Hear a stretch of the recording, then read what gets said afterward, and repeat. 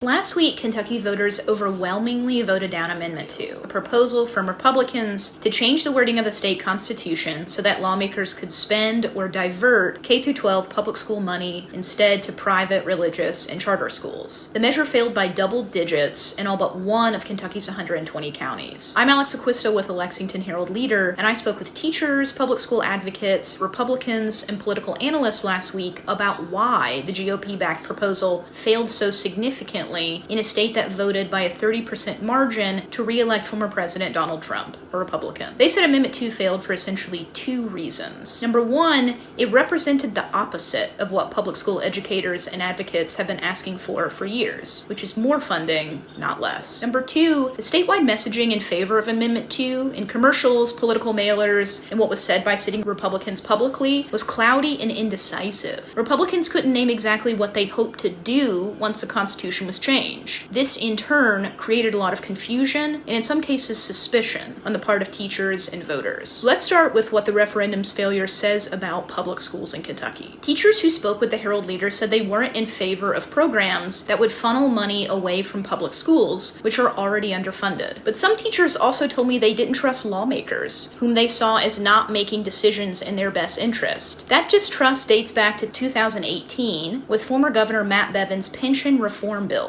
which was initially approved by the legislature under a veil of secrecy. It would have impacted teachers' pension plans and required them to work longer before becoming eligible for retirement. Hundreds of teachers descended on Frankfort at the time to protest it. Though the law was eventually struck down in the courts, teachers statewide have not seen public education fully funded since. To propose a constitutional change then that opened the door for even less funding for public education cemented that feeling of distrust for many. Republicans I spoke to acknowledge these feelings, the public school teacher shortage, and the need for more across-the-board raises. Amid these realities, they also pointed to their party's own mistakes in trying to spread the word about Amendment 2. Pro-Amendment 2 mailers paid for by outside groups at times contained falsehoods or misleading information, saying, for example, it would pave the way for teacher raises. Others said it would bolster school choice. Meanwhile, anti-Amendment 2 ads called the proposal a school voucher amendment. Several Republicans defended this point, as the question on the ballot didn't explicitly contain the word voucher. But as Republican Representative Savannah Maddox told me, Republicans could point to